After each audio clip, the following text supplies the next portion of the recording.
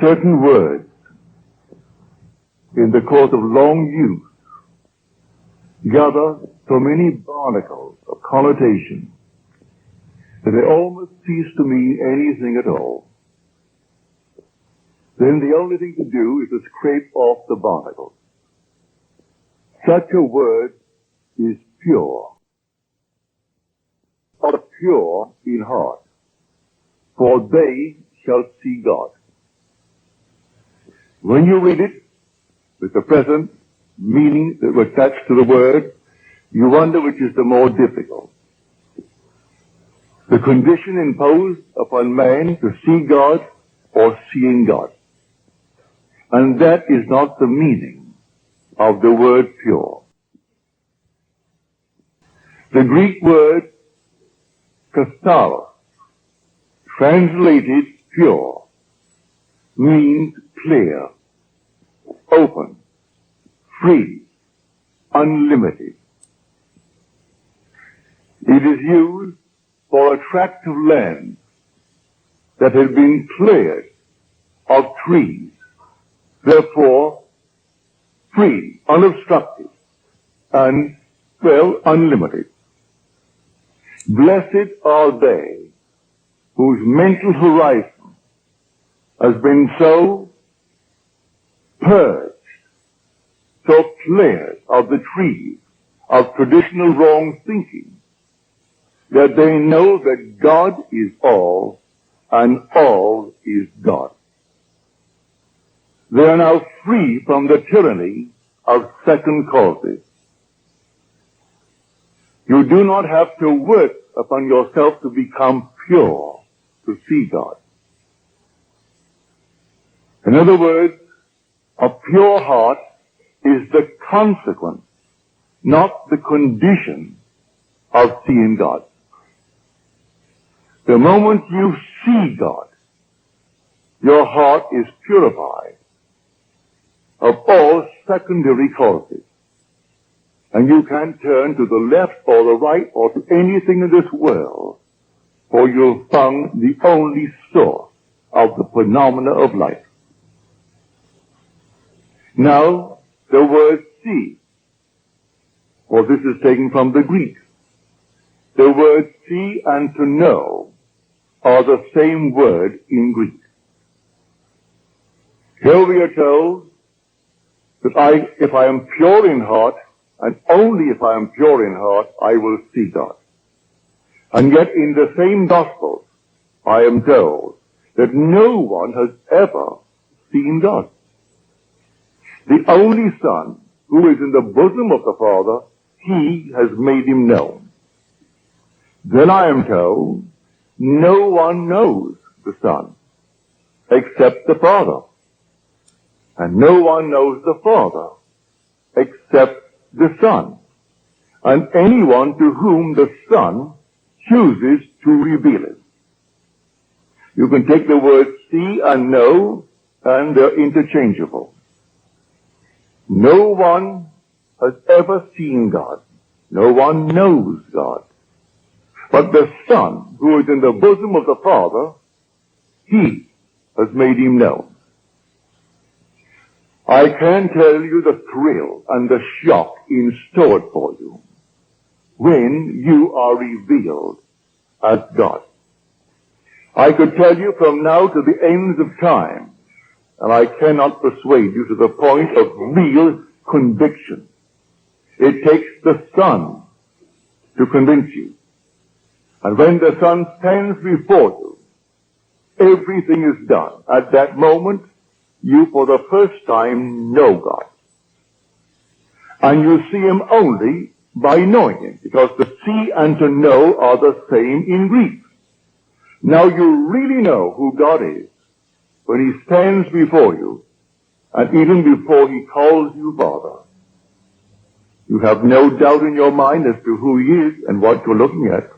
You know your Son. At that very moment, you know God, and not before. You might have heard it, you might have read it, but you are not persuaded to the point of real inner conviction until you know it in this manner. So no one knows who the Son is except the Father. And no one knows who the Father is except the Son. And anyone to whom the Son chooses to reveal it. And if the Son sets you free, you are free indeed. And only the Son can set you free. And so when he comes, and he will come, let the whole vast world rise in opposition to what I'm telling you. It makes no difference to me whatsoever. I know, I've experienced it.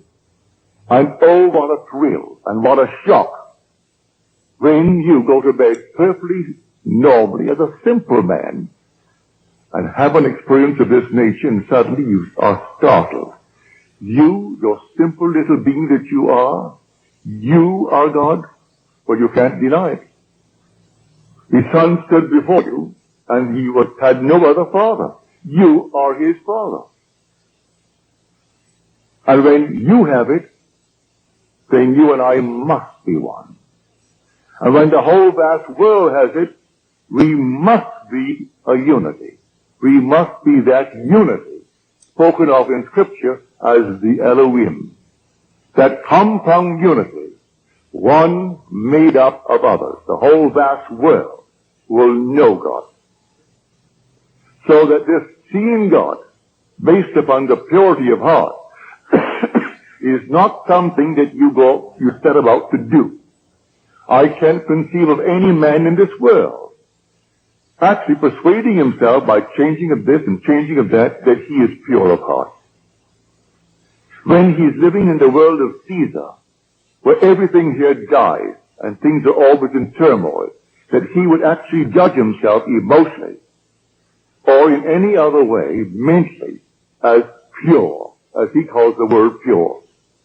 But you're instantly free of all obstruction as to secondary causes the minute the Son reveals you as God the Father. So I say, it is consequent. It is not the condition of seeing God. And so the minute he stands before you, instantly, that whole vast, wonderful world of yours is cleared of all obstruction. Now you know what catharsis means. Well, we use the word as a purge in our world. We speak of a cathartic. That's the root of the word. To purge, to open, to set free, to completely leave open a channel. So there's no obstruction whatsoever. Not one tree can stand in its way. And so when this track is completely cleared, and it's cleared the minute you see David, at that moment, there is no other cause. And until that moment, I turn to this, to that, and to the other, these secondary causes, and live in a horrible state. For that is the greatest tyranny of the world, the belief in secondary causes. So here, the word pure, let no one frighten you that you've got to set about to purify yourself as the world thinks that is pure. Because who knows the secrets of a man but the spirit of a man? So who can look at a man and say he's a pure man? How does he know he's a pure man? By his standard of purity, no man is, including himself. But by scriptural standard, the minute you see David, and David reveals you as God the Father, then all the trees, all the obstructions, everything in your world that came between you and self disappear, and you're the only cause of the phenomena of your life. And you go through life now, simply bring it into your world, the things that you would like to entertain in your world. No matter how difficult it seems to be, you see it, you know there's only one cause, and so you simply rearrange the thing you see. You don't throw it away. You don't discard it. You rearrange it, and in your mind's eye, you rephotograph the image. And rephotographing the image, then let life develop that negative and produce it on the screen of space, and it will. So here, blessed are the pure in heart, that fixed beatitude, which seems so difficult to most people to interpret. And I haven't found one interpretation in Scripture. All the commentaries, I haven't found one that will go back to the root and show us exactly what it is. I have what is considered the grandfather of all interpretations, which is the Interpreter's Bible. They do not touch it. They will admit it's the most difficult of the Beatitudes, this sixth one. But they can't touch it unless you go back to the root, unless you have the actual experience of what it means to actually purify and take all the trees out of man's mind, purify the mind. And it can't be done until he stands before you. And you know, without any doubt, who you really are. When you know who you are, there is no secondary cause. None whatsoever. And then comes the vision. Here my wife gave me a vision 2 months ago. There was no occasion to tell it, but it would fit. He said we were in this fantastic, magnificent, enormous apartment in a palace. And we were the gateway into a new age. But the age in which we were was a police state. And we were constantly being searched, but we were not molested. We were completely free, not one little bit ever happened to us. But this palatial place with a full complement of servants. And while the vision lasted, he seemed to know these people. The servants in the kitchen, the servants in the other areas of the enormous apartment, the butlers, the private secretaries, all seemed to know us, and we knew them. But our position was the gateway into freedom from the place of complete slavery, like behind the Iron Curtain. And when the searchers came, they came, and our guests, we always entertained guests for dinner. Not more than 6, therefore they made 8 of us, she and I, and the 6 who came as our guests. And I would explain to them the way of escape. I would tell them the one and only way into freedom. But strangely enough, as I was telling them about the way into freedom, they were already simultaneously at that moment, I am telling them, and they were already at their destination. See, it was the strangest experience here. You're explaining to them the way of salvation, the way of freedom. And yet at that moment, they were already, although physically present before us, they were already at their destination. And when these people came to investigate all the searches, they simply left and went to their quarters, their rooms, behind these panel doors and these tapestries. And they never touched us, but they came and they never found anyone. No one could ever touch anyone who came to us. And strangely enough, he said, as it all took place so naturally, I knew that it was all organized and actually directed from above. That we were the gateway explaining the way. But from above, everything was organized, and there it was directed. So anyone who came to us for the escape were brought to us by those who directed the whole thing from above. Here is a true picture. No one comes unto me save my Father calls him. Though I and my Father are one. But that depth of my own being does not let the conscious surface mind know who he is calling and when he is calling. Rarely would he let me know that this one is coming, and he comes in a month, he comes sometimes in a year. But they will tell when to expect it. But normally I am not advised as to when, but the one who speaks is always my own being, is from the depth of my own soul, who is telling me. And he will come, or she will come, or they will come, and sometimes they are even late in the coming.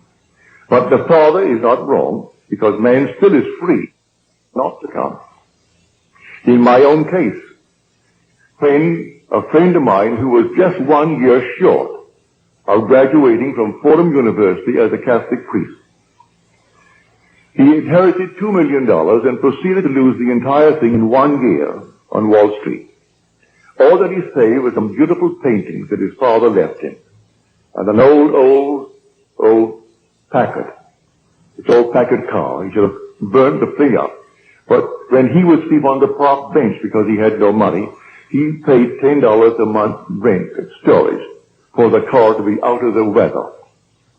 But he lost his $2 million because he did that. When he told me he met a man that I would enjoy meeting. And this man, he thinks, would like to meet me. He thinks we had much in common. Well, because he told me I wouldn't go near the man. I postponed going near my friend Abdullah for 6 months. And then I ran out of excuses. I had no other excuse to give him. And this Sunday night, I said, all right, Dave, I'll go with you. And so I went with it. I came through the door and took the first chair, and the meeting had just begun. And Abdullah broke the meeting as he started to talk to those who were present. He broke the meeting and he came over to me and called me by name. He said, Neville, you are late. You are 6 months late. And I said to him, well, I've never seen you before, and I had no appointment to see you, so how could I be 6 months late? He said, the brothers told me you were coming, and to expect you, and that's 6 months ago. Well, it was 6 months ago, and I postponed it and postponed it and postponed it because I had no trust in his judgment of anything that would interest me. Because the man in my eyes was a failure, a complete failure, and I judged by appearances. And he tried to get me to come to meet a man that really was very influential in my life. So I know from my own experience when it actually happened to me, when someone is coming into my world, I know, and they too may delay. They may have certain little barriers, little trees to overcome. But the real overcoming of all the trees is when it is revealed to you who you really are. Then all the things that obstructed your view up to that moment, they vanish completely. So that it is not something you've got to make happen in order to see God. Seeing God removes all the trees. Therefore, this so-called pure heart is the consequence, not the condition of seeing God. So, when we read in Scripture that no one has ever seen him, only the Son reveals him, it's true. I can see I am. I can see I am's manifestations. I see the necessity of a creative imagination clothing itself in concepts of itself. And I can see myself clothed in concepts of myself. When Scripture speaks of David, this is he, rise and anoint him. And then the Spirit of God came mightily upon David from that day forward. What does it mean? He's clothed with David. But then who is David? You are David. You're doing the will of your Father. He'll put you through all the furnaces of affliction because he cannot give his glory to another. How can I give my glory to another? He can't give it to another. He has to make it you himself. And so he clothed himself with David as he clothed himself with Gideon. He clothed himself with you, and you are doing the will of your Father. So I have found in David, the son of Jesse, which is I am, a man after my own heart who will do all my will. You are doing your Father's will. But everything that you've imagined, you're doing it. And when you look into the world and you don't like what you are seeing, maybe you haven't cleared it yet, because you're not completely cleared of the obstruction until you know God. When you know him, because the Son reveals him, then you know God and you have no obstruction. Until then, there are still secondary causes. And you will say, well, now, he did it, or she did it, or they did it, all the conditions did it. Today we have, they say, a depression. We have a recession. We have unemployment. And so we turn to all these secondary causes for our present restriction or failure. And it isn't that at all. Someone is ill, and they blame a condition. It's not the thing at all. I can tell you of numberless things that would contradict completely the findings of so-called science today, and blaming this, that, or the other for a certain effect. And I could turn to just as many on the opposite side who never did the things that they claim you must do in order to have the effect, and they ask, then why? Why does this happen to this crowd who never subjected itself to the test that you have given, and yet they have the same effect? We are emotional filters, and we bear the mark of our prevalent emotions. So what is that prevalent emotion that you and I are entertaining morning, noon, and night? I can entertain the limitation of failure. Or I can even get into a cycle, so that at every season of the year, at a certain season, it could be spring, summer, autumn, winter, where things seem to go down. And year after year, they will go down. No matter what I have in the spring, if the winter is when it goes down, it'll go down, if I don't get out of that cycle. And I believe that simply in some tree that is not yet removed, and on the other hand, let me encourage you, you can't remove it by taking thought. You can't remove it by working on yourself. You'll remove it that day when David stands before you. And may I tell you, he will stand before you. Every one he will stand before. And when he stands before you, and you know that he is your son, you know who you are. For David is the Son of God. There is no other Son of God, if you read the Scripture correctly. When you know how to read Scripture, you must see that when these evangelists, Matthew, Mark, Luke, and John, and they're all anonymous names, when they wrote their Gospels, they were not writing biography. They were writing theology. They were not writing secular history. They were writing the history of redemption. It's all the difference in the world. Men not knowing this, they'll read it as secular history. And they think here is the biography of a man called Jesus.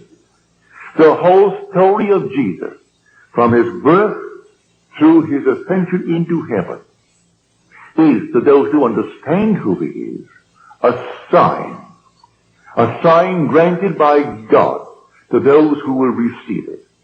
But the signs of God's wonderful redemptive activity were not the signs that Israel was expecting. Therefore, they completely rejected it.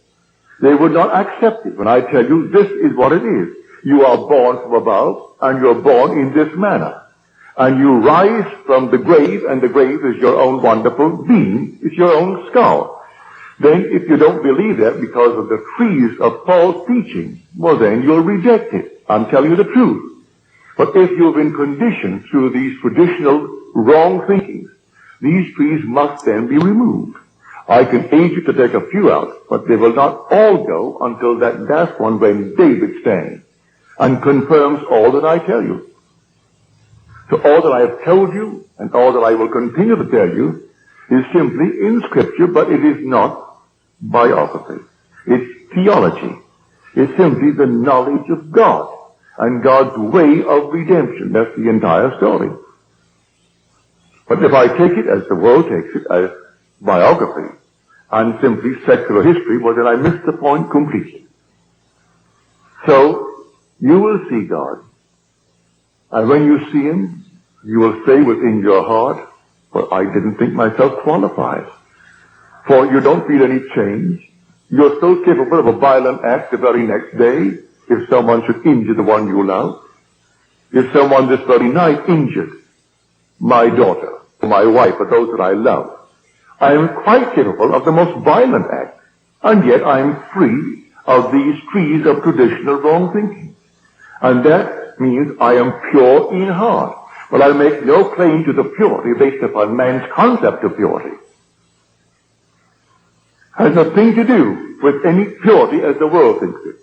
He turned to the harlot and said that the one who has no sin, let him cast the first stone. And from the oldest to the youngest, they all left, because none felt within themselves good enough to cast the stone. Because he interpreted the entire story as a psychological story. That if you lust after a person, well, the act has already been committed. You may restrain the impulse, but he tells you that isn't good enough. But then who on the earth could stand before me and tell me he's never had the impulse? Unless he was castrated at the time he was born, and then he doesn't even know, so he could restrain nothing. He has nothing to restrain. If he was removed at birth from the possibility of lusting, but if he was not removed at birth from that possibility, then he would stand before me and tell me that he has never lusted. And I will say, well, you're a liar. As far as I'm concerned, you're a liar. Whether you be male or female. And so, that you've never had the impulse to get even. Don't tell me you haven't. Don't tell me you haven't had the impulse, and still are capable of the impulse, to hurt if someone should hurt the one you love more than you love your own self. And yet, you are pure in heart the day you see David.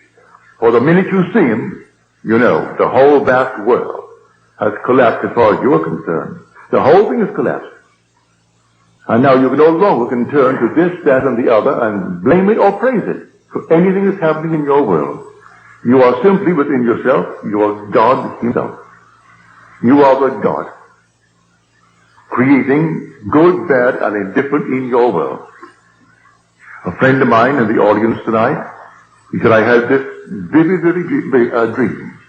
My wife and I, and here we are, and the world is coming to an end. The whole thing is coming to an end. It began to shake. A wind, the unearthly wind came up, and then the rain like a flood, and then the earth is shaking. And I said to myself, well, the earth has gone out of orbit. I wasn't afraid of death, and my wife, she wasn't afraid of death.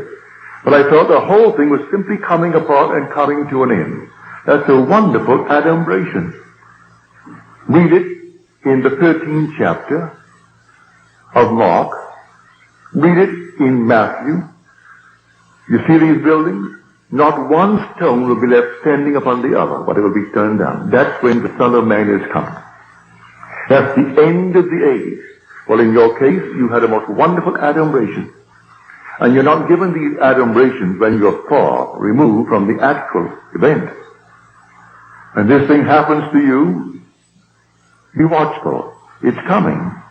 This is simply a foreshadowing.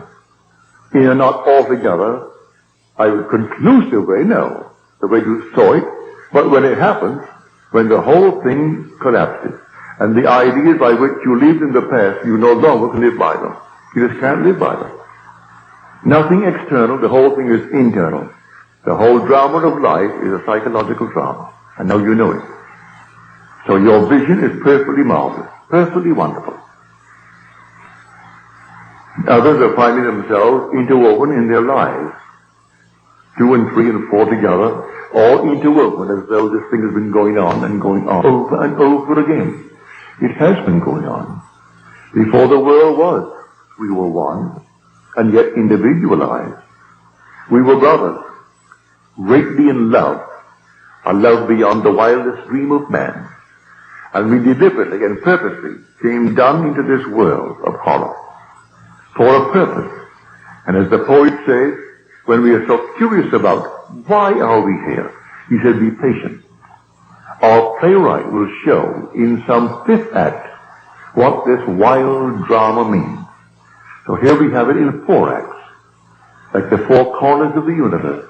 Wait, be patient. In some 5th act, he's going to show what the wild drama means. And it will be beyond the wildest dream of man, the glory that comes out of the horror to which we go here. We must pass through it. You and I agreed to dream in concert, and we haven't violated that place. We still dream in concert. So we can share the same room, share the same events, see them a little bit differently, because through different eyes, but the same event. We see it just a little shade differently. So when you read Scripture, don't take anything for granted. For this simple little statement, I have heard so many ministers from the pulpit take that 6th beatitude, and they made, well, the strangest thing out of it. They frightened the people to death. But they went through that door after the service, and they wondered how on earth would I ever see God. For they knew in the depths of their soul, if they had to be pure, as he pointed out what you had to be, well, then you could never see God. But you'll never see him, say you see him through the sun, because you are spirit. You don't look into the mirror and see God. You see him in his Son. Thou art my Son. Today I have begotten thee. And as you're told, if scholars are not convinced that the 2nd Psalm is that of David, but read the 4th chapter of the book of Acts. And you say, O sovereign Lord, creator of the heavens and the earth and the seas and all therein, who by the mouth of our father David, thy son, did say, then he quotes the second psalm. If you want any confirmation as to who actually wrote that second psalm, read the 4th chapter of the book of Acts, which is written by the author of the book of Luke. And in the book of Luke, you read the words in the 20th chapter. Why did David in the Spirit call him Lord? If David thus calls him Lord, how can he be David's son? For in calling him Lord, he confessed he was his father, not his son. And now this is written by the Son, as told us in the 4th chapter of Acts, and first revealed in the 2nd chapter of the book of Psalms. And I will tell of the decree of the Lord. He said unto me, thou art my son. Today I have begotten thee. So here the drama is really in you. The whole drama is in every individual in this world. And it simply only unfolds in man. And when it unfolds in man, what in this world is worth more than the unfolding of the drama in you? If you owned the whole vast world, you wouldn't leave it. For this will all vanish anyway. So what does it matter if you own the whole thing? But one thing they can't take from you is the being that you really are. That essential being is God.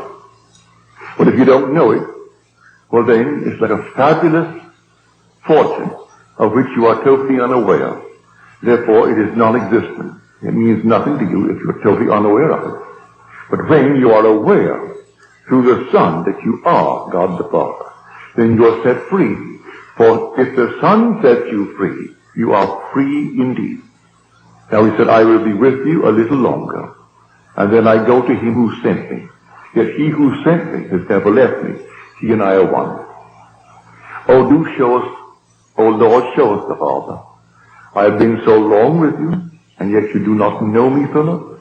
He who has seen me has seen the Father. If you see me.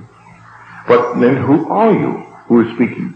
At one moment, if you read Scripture properly, he is speaking in the capacity of the Son, therefore David is speaking. At another moment, he is speaking in the capacity of Father, and therefore it is the invisible Spirit speaking.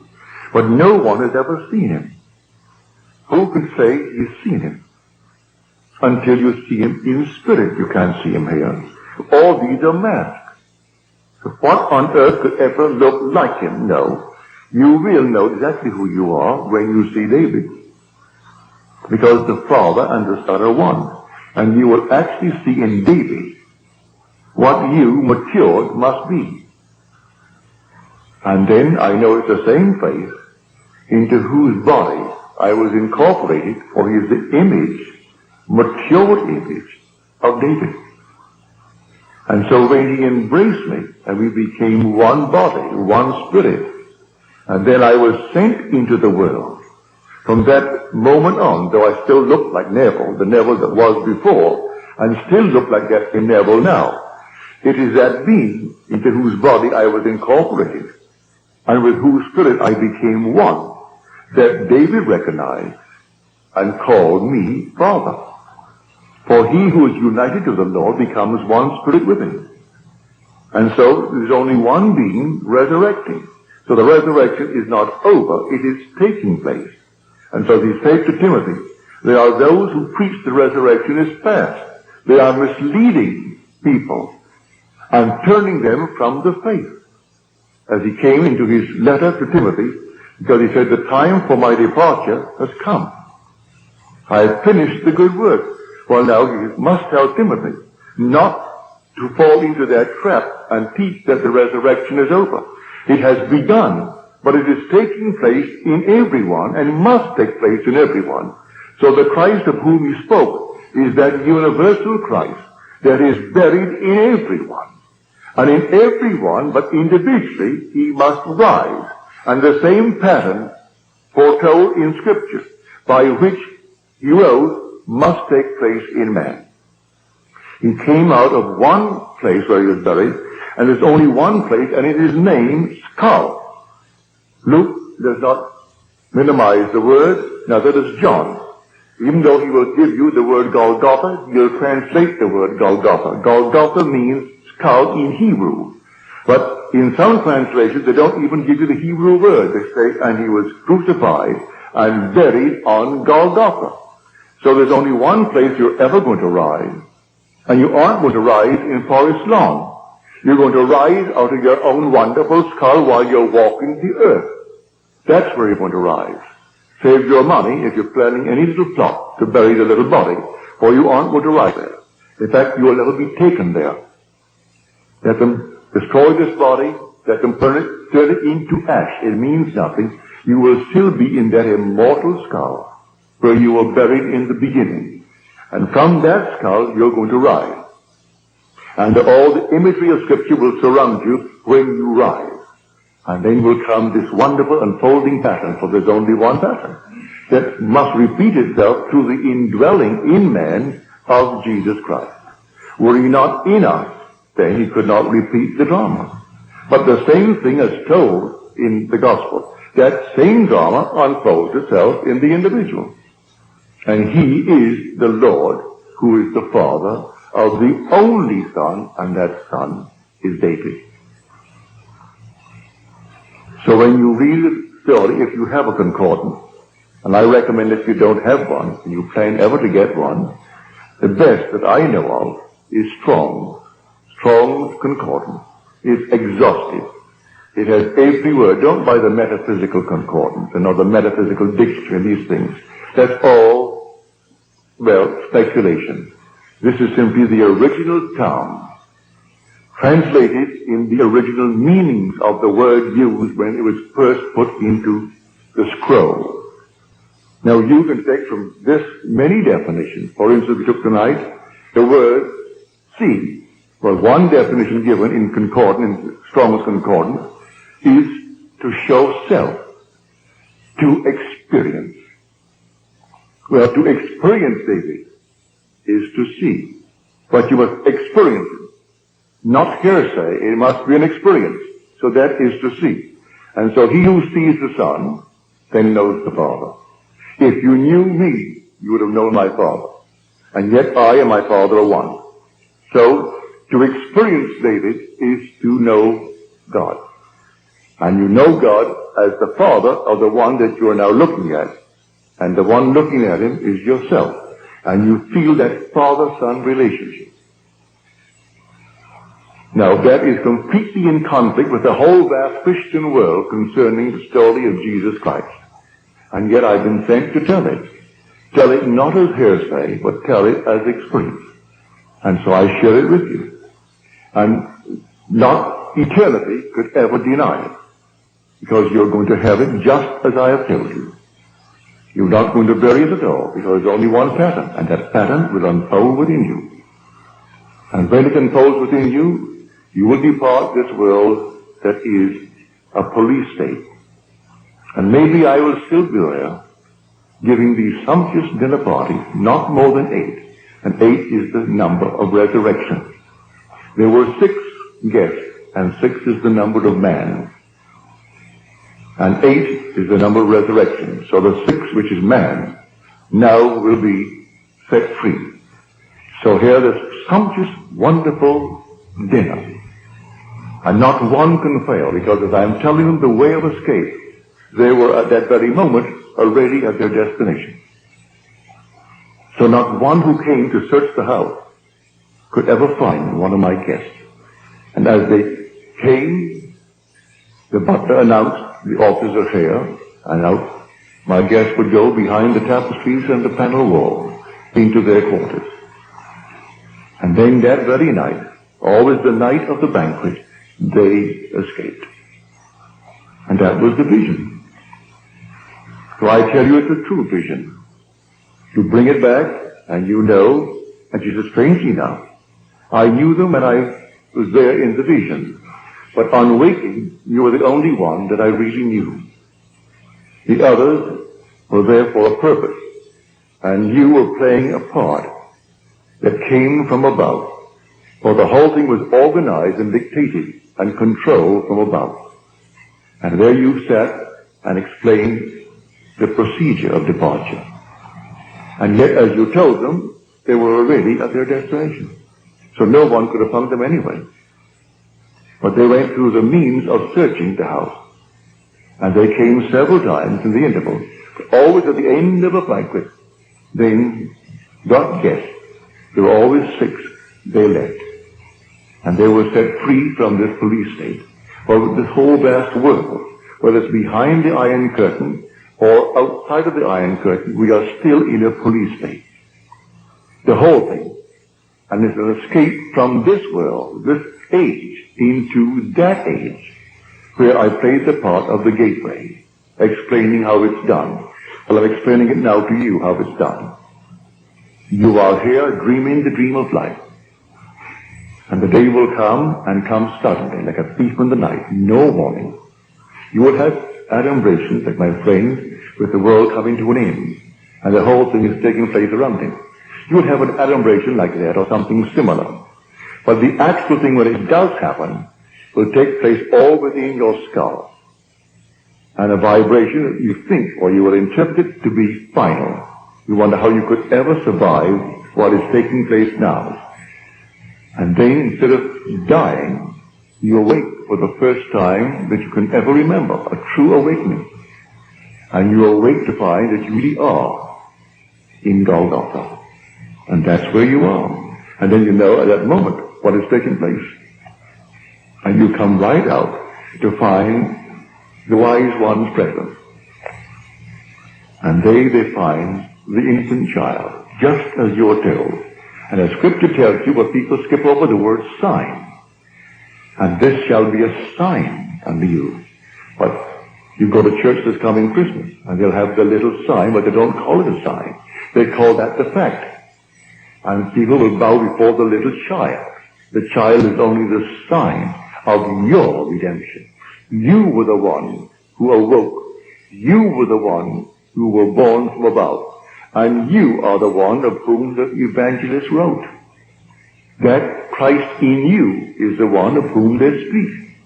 And the whole thing is told there, you experience. And the whole story is your story. But as you read it, and as it's interpreted by those who talk from the pulpit, you will never know it. And they wonder why they are still so confused today. It will go on and on and on until actually man comes to the truth of it all. And he comes to it from within himself.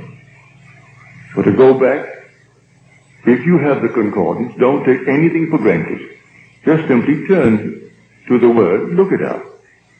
You need not know one word of Greek or one word of Hebrew. It gives you a number. You look up the number. If it is in the Old Testament, you look up the section under the Old Testament for definition. If it is in the New, you turn to the Greek. And you look it up under the Greek. And it takes the number. It will show you the Greek word and the pronunciation of the word. But you need not bother with that. Look up the number, then take the definition as given you, not in Greek. It defines it in your own tongue, in English. And you will see how many definitions of the one simple word are there, and why they chose the one that they did. So, blessed are the pure in heart, for they shall see God.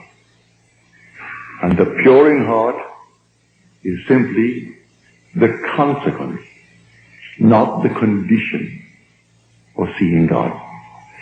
Seeing God produces automatically, instantly, the pure heart, which is nothing more than the purging of the mind of all beliefs in secondary causes, clearing the mind of all obstructions, leaving you completely alone, that God is all that there is, and all is God.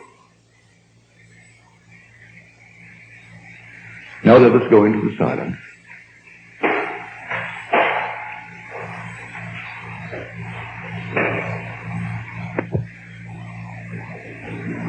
Another friend who was here tonight, she says she heard a voice, didn't see anyone, saw nothing, just the voice. The voice said to her, you will be called and sent, and you will not return. You will be sent in twos. Well, that's Scripture. You will be sent while you are here. You have a long time here. But you will not return, not only here, but return to this age, whether it's beyond the so-called grave or not. You will not return to this world, terrestrial world. But you'll be sent in pairs, but you're told that in Scripture. And they came back, the 70, but they're all sent out in twos.